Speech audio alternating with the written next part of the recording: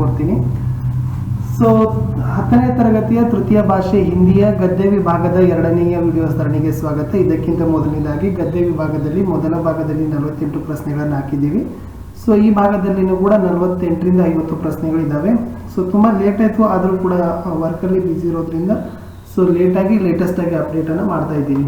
So ಮುಂದಿನ ಪಾಠಗಳಾಗಿರ್ತಕ್ಕಂಥ ಇಮಾನ್ದಾರೋ K ಸಮ್ಮೇಳನ May internet ಗೆ ಕ್ರಾಂತಿ ಆಗಿರ್ಬೋದು, ಮಹಿಳಾ ಕಿ ಸಾಹಸಗಾಥ, ಕರ್ನಾಟಕ ಸಂಪದ. ಸೊ ಈ ಪಾಠಗಳ ಮೂಲಕ ಆಗಿರ್ತಕ್ಕಂಥ ಕೇಳಬಹುದಾಗಿರ್ತಕ್ಕಂಥ ಮೋಸ್ಟ್ ಇಂಪಾರ್ಟೆಂಟ್ ಆಗಿರ್ತಕ್ಕಂಥ ಎಕ್ಸ್ಪೆಕ್ಟೆಡ್ ಕ್ವಶನ್ಸ್ಗಳನ್ನೇ ಇಲ್ಲಿ ಹಾಕಿದ್ದೀನಿ. ವಿಡಿಯೋ ನೋಡಿದ್ರೆ ಖಂಡಿತವಾಗಿ 8ರಿಂದ 10 ಅಂಕಗಳು ಬಂದೇ ಬರ್ತವೆ ಅಂತ ಹೇಳ್ತಾ, ಇದಕ್ಕಿಂತ ಮೊದಲಿನ ಭಾಗಗಳ ವಿಡಿಯೋ ನೋಡದೇ ಇದ್ರೆ ಪ್ಲೀಸ್ ಸಬ್ಸ್ಕ್ರೈಬ್ ಮಾಡಿದ ತಕ್ಷಣ ಈ ವಿಡಿಯೋದಲ್ಲಿ ಹೋಗಿ ಸೊ ಬಹಳಷ್ಟು ಪ್ರಾಕ್ಟೀಸ್ ಪೇಪರ್ಸ್ ಇದ್ದಾವೆ, ಅವುಗಳನ್ನ ಸಹಿತ ನೋಡ್ಕೊಳ್ಳಿ ಅಂತ ಹೇಳ್ತಾ, ಸೊ 10ನೇ ತರಗತಿಯ ಸೊ ನಿಮಗಾಗಿ ಕೊಡ್ತಕ್ಕಂಥ ಹಿಂದಿಯಲ್ಲಿ ಗದ್ಯ ವಿಭಾಗದ 2ನೇ ಸರಣಿಯ 50 ಇಂಪಾರ್ಟೆಂಟ್ ಆಗಿರ್ತಕ್ಕಂಥ ಮೋಸ್ಟ್ ಎಕ್ಸ್ಪೆಕ್ಟೆಡ್ ಕ್ವಶನ್ ಸೀರೀಸ್ಗೆ ಸ್ವಾಗತ. ಪ್ರಶ್ನೆ 1, इंटरनेट क्रांति पाठ का विधा है. सो निबंध. सेकेंड, इंटरनेट बैंकिंग द्वारा क्या भेज सकते हैं. सो इंटरनेट बैंकिंग द्वारा रकम भेज सकते हैं.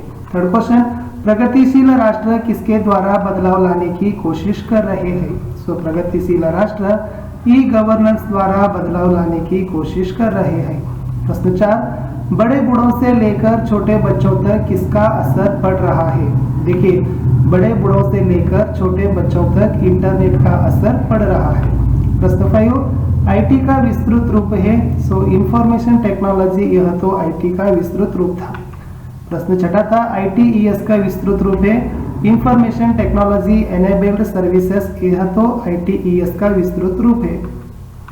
अगला प्रश्न है, संचार व सूचना दोनों ही क्षेत्र किसके बिना ठप पड़ जाते हैं. उत्तर था इंटरनेट. सो इंटरनेट के बिना दोनों ही क्षेत्र यानी संचार व सूचना क्षेत्र ठप पड़ जाते हैं. 8वां प्रश्न था, इससे विचार विनिमय कर सकते हैं वीडियो कॉन्फ्रेंस, यह एक क्रांतिकारी खोज है. सो सोशल नेटवर्किंग तो क्रांतिकारी खोज है. प्रश्न 10, ईमानदारों के सम्मेलन में पाठ का विधा है. सो व्यंग्य रचना. 11, ईमानदारों के सम्मेलन में पाठ के लेखक का नाम है. हरिशंकर परसाई. प्रश्न 12, लेखक दूसरे दर्जे में सफर करके कितने पैसे बचाना चाहते थे. सो लेखक दूसरे दर्जे में सफर करके 150 रुपये बचाना चाहते थे. नेक्स्ट क्वेश्चन, लेखक की चप्पलें किसने पहनी थी. सो लेखक की चप्पलें तो ईमानदार डेलीगेट ने पहनी थी. प्रश्न 14, स्वागत समिति के मंत्री किसको डांटने लगे. स्वागत समिति के मंत्री कार्यकर्ताओं को डांटने लगे. प्रश्न 15, लेखक को कहाँ ठहराया गया. सो लेखक को होटल में ठहराया गया.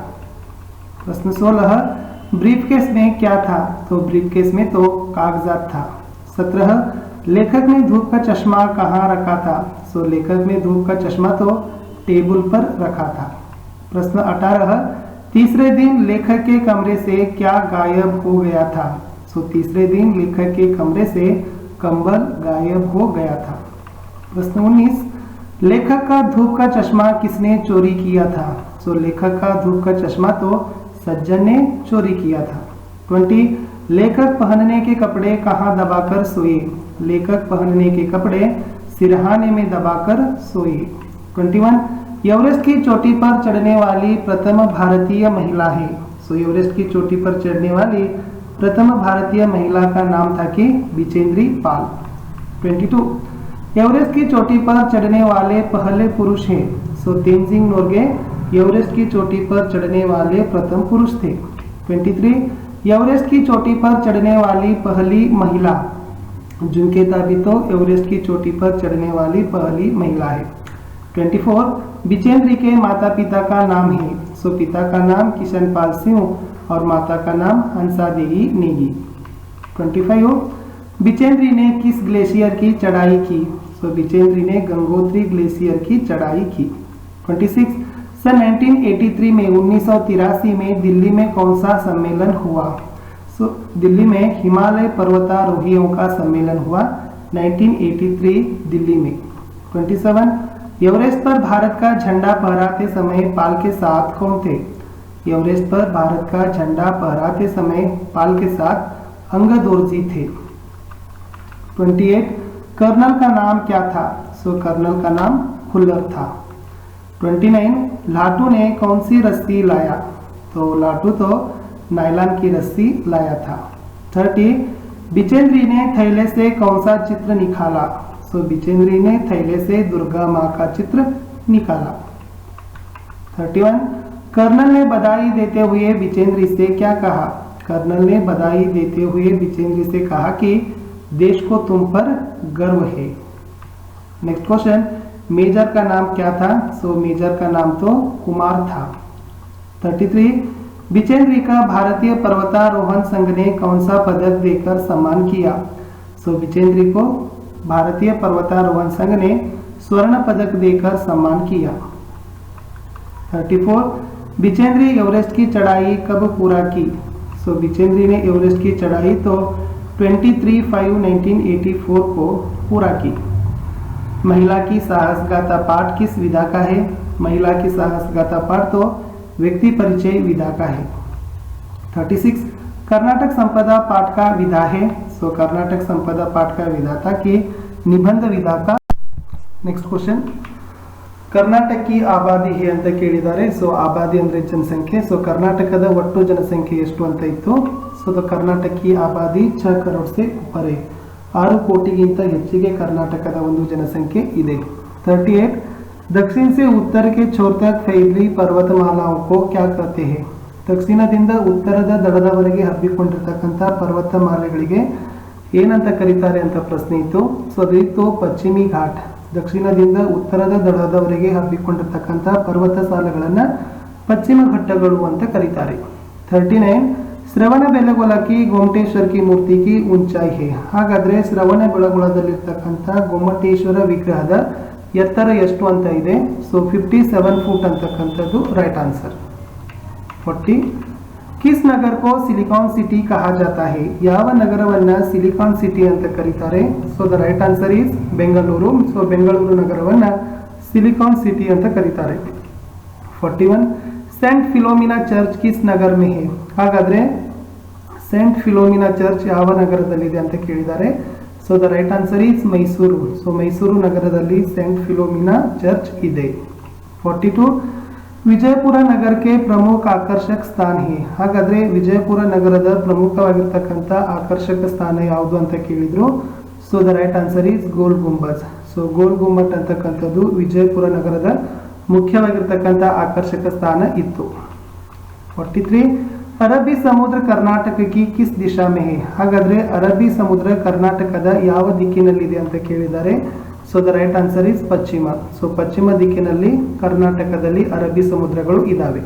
44 ಕರ್ನಾಟಕಿ ದಕ್ಷಿಣ ದಿಶಾ ಮೇ ಕೌನ್ ಸಿ ಪರ್ವತಮಾಲಾಯೇ ಶೋಭಾಯಮಾನ ಹೇ, ಅಂದ್ರೆ ಕರ್ನಾಟಕದ ದಕ್ಷಿಣ ದಿಕ್ಕಿನಲ್ಲಿ ಯಾವ ಪರ್ವತಮಾಲೆಗಳು ಬಹಳಷ್ಟು ರೀತಿಯಾಗಿರ್ತಕ್ಕಂಥ ಶೋಭಾಯಮಾನವಾಗಿದ್ದಾವೆ ಅಂತ ಕೇಳಿದ್ದಾರೆ. So the right answer is ಕರ್ನಾಟಕದ ದಕ್ಷಿಣ ದಿಕ್ಕಿನಲ್ಲಿರ್ತಕ್ಕಂಥದ್ದು ನೀಲಗಿರಿ ಪರ್ವತಗಳು ಅಂತಕ್ಕಂಥದ್ದು ರೈಟ್ ಆನ್ಸರ್.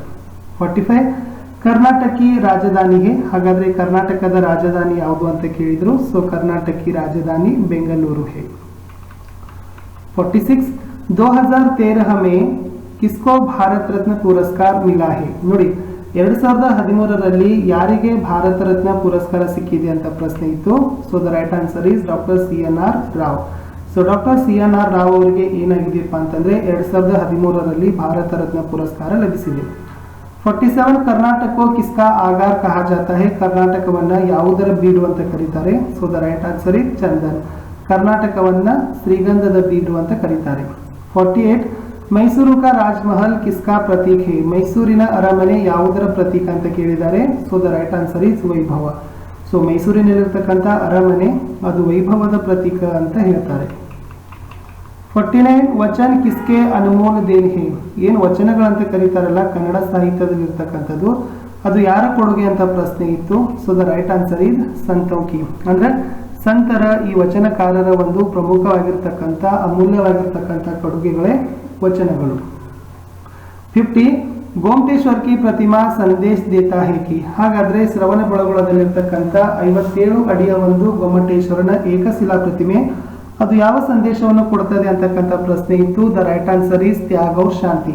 ಅದು ತ್ಯಾಗ ಮತ್ತು ಶಾಂತಿಯ ಸಂದೇಶವನ್ನ ನಮಗೆ ಕೊಡ್ತದೆ ಅಂತಕ್ಕಂಥದ್ದು ಸರಿ ಉತ್ತರ ಇತ್ತು. ಸೊ ವಿದ್ಯಾರ್ಥಿಗಳೇ, ಇಲ್ಲಿಯವರೆಗೆ ನಾವು ಏನ್ ಮಾಡಿವಿ ಅಂತಂದ್ರೆ, ಸೊ ಹಿಂದಿಯಲ್ಲಿರ್ತಕ್ಕಂಥ ಎಲ್ಲ ಮೊದಲಿಗೆ ನಾವು ವ್ಯಾಕರಣ ಹಾಕಿದ್ದೀವಿ, ಆಮೇಲೆ ಪದ್ಯದ ಹಾಕಿದ್ದೀವಿ, ಗದ್ಯದ ಮೊದಲ ಭಾಗ ಹಾಕಿದ್ದೀವಿ, ಇದು ಗದ್ಯದ ಎರಡನೆಯ ಭಾಗ.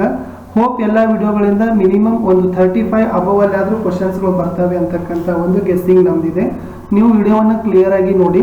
ಸೊ ಮತ್ತೆ ಈ ವಿಡಿಯೋದ ಡಿಸ್ಕ್ರಿಪ್ಷನ್ ಬಾಕ್ಸ್ ನಲ್ಲಿನೂ ಕೂಡ ನಾವು ಏನ್ ಮಾಡಿದೀವಿ ಅಂತಂದ್ರೆ, ಫೋಲ್ ಆಗಿರ್ತಕ್ಕಂಥ ಎಲ್ಲ ಪಾಠಗಳ MCQ ವಿಡಿಯೋಗಳ ಲಿಂಕ್ಗಳು ಇದ್ದಾವೆ.